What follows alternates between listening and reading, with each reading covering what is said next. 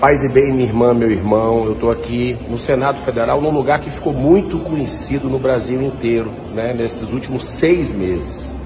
E o curioso é o seguinte, ali está o púlpito, lá na frente é onde fica geralmente a imprensa que acompanha a CPI, porque a comissão é mais ou menos aos 40 metros daqui. O interessante é que hoje, quinta-feira, é talvez aí a primeira quinta-feira útil que a gente teve nesses 6 meses, onde está vazio aqui, completamente vazio, porque ontem foi lido aquele relatório, né, que infelizmente veio assim cravado, né, de um cerco político eleitoreiro com requintes de vingança.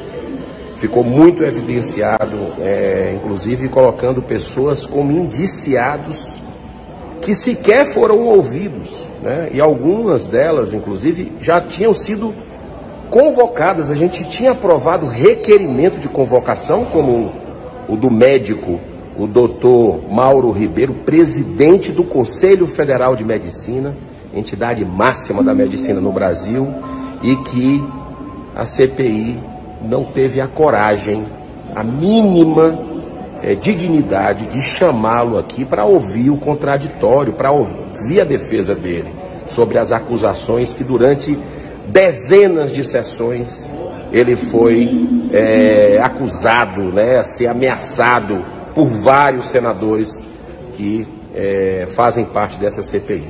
O relatório foi lido ontem, eu já me deixei muito claro, né, inclusive na própria sessão de ontem, que vou fazer um relatório independente, imparcial, onde vou com muito equilíbrio mostrar os erros, sim, que houveram, especialmente na condução da pandemia pelo presidente da República, quando causa a aglomeração, causou muitas vezes, não usou máscara, deu declarações infelizes, mas vou me aprofundar sobre o que essa CPI, de forma covarde, não quis fazer, né? Porque ela foi instalada também para apurar os bilhões de reais desviados em estados e municípios. E as operações da Polícia Federal mostram que foi muito dinheiro.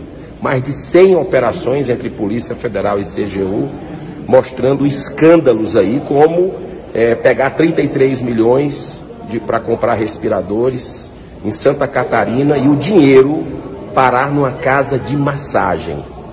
E respirador nunca chegou. O caso que você já está cansado de saber, que é o do Consórcio Nordeste, um grande absurdo aí, com confissão, com delação, com documentos, mostrando realmente o esquema terrível, né, que aconteceu dentro do Consórcio Nordeste e que nós não conseguimos trazer aqui para essa CPI sequer o diretor executivo, que é o Carlos Gabas, ex-ministro do governo Dilma.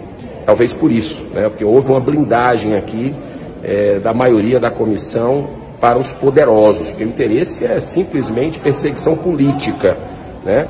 E a CPI do Rio Grande do Norte, graças a Deus, dá uma demonstração de como é que se faz CPI de forma técnica e não pirotécnica. Mas a gente vai combater o bom combate até o último dia, né? Essa mancha que fica nessa CPI é uma mancha realmente vergonhosa, não se dedicar nenhuma linha para esses escândalos apontados. Até loja de vinho vendeu respirador que não entregou, até loja de brinquedo vendendo teste de Covid. É sim, não é brincadeira não.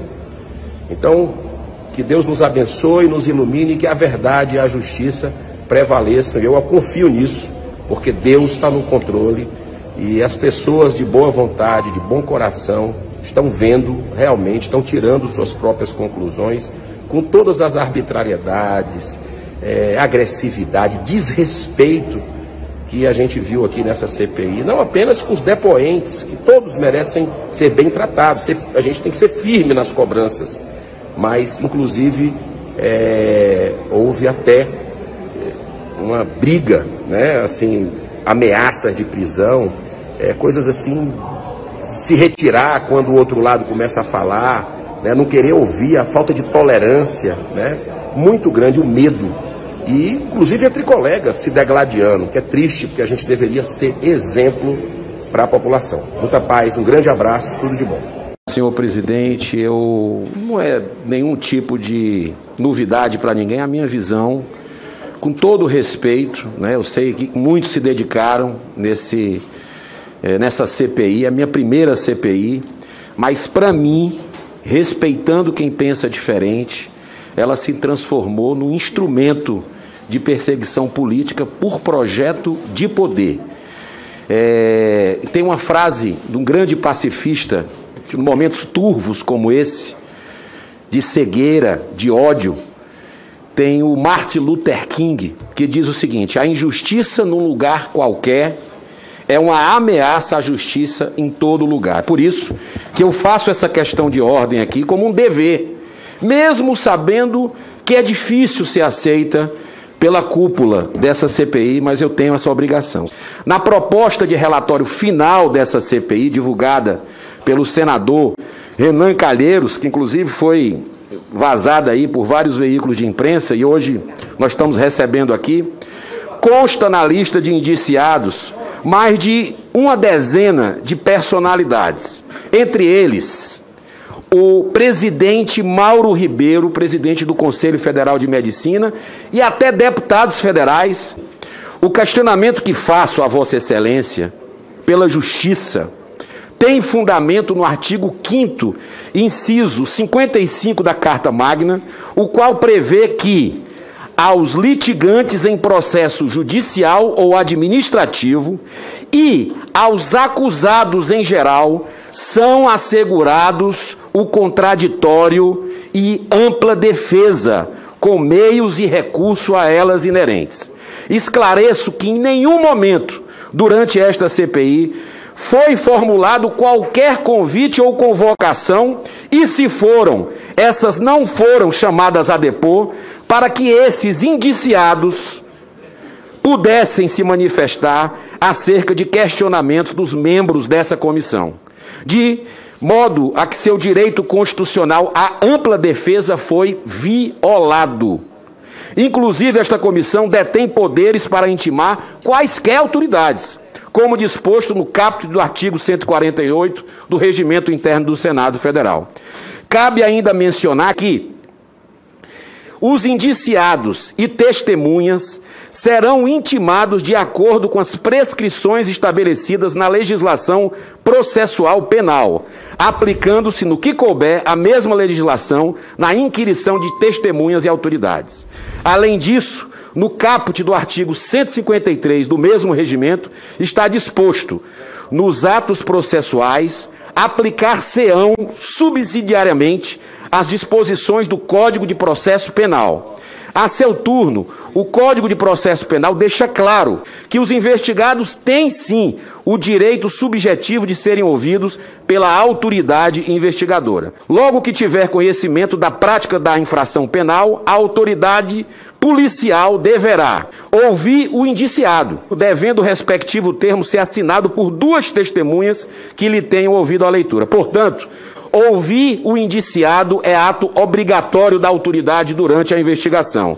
Assim, reitero que em nenhum momento foi concedida a audiência a muitos dos que ora indicados estão para defender-se dos crimes que ora eles estão sendo imputados, suprimindo sua garantia constitucional. Diante do exposto, indago a Vossa Excelência sobre a nulidade do indiciamento daqueles que sequer foram ouvidos, visto que existem flagrantes vícios de matéria e forma no ato oro proposto pelo senador Renan Calheiros, relator dessa comissão. Por coincidência, senhor presidente, recentemente eu tive acesso a um exemplar de uma publicação do Senado Federal daqui da casa, de autoria do próprio senador Renan Calheiros, cujo título é Democracia Digital, 2018.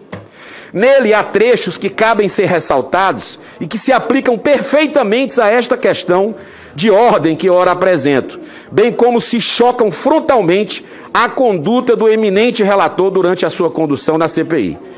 Abro aspas, é preciso cautela com as divulgações prematuras das investigações para evitar que processos sejam instruídos pela mídia. Fecho aspas. Nesse contexto, o senador Renan cita o filósofo humanista Paul Ricoeur. Abre aspas, ao mesmo tempo, é sempre sob pressão da mídia, perde a justiça e o espaço protegido. Priva-se ela do distanciamento dos fatos no tempo e da reserva de suas iniciativas profissionais. Continua o filósofo francês para encerrar, senhor presidente. Abro aspas. A deliberação política torna-se supérflua devido ao massacre publicitário com pretensões de justiceiro. Em uma última passagem, o relator dessa comissão cita 2 trechos do professor Rubens Cesara. Chamou de processo penal do espetáculo. Abre aspas. No processo penal voltado para o espetáculo, não há espaço para garantir direitos fundamentais. Fecho aspas. Rubens ainda declina. A consequência mais gritante deste fenômeno passa a ser a vulnerabilidade a que fica sujeito o vilão escolhido para o espetáculo. Daí eu pergunto a Vossa Excelência, até onde os direitos e garantias de investigados, testemunhas e advogados foram violados durante todos esses meses de trabalho em nome da pirotecnia política que caracterizou essa CPI? Fica a reflexão. Muito obrigado, senhor presidente.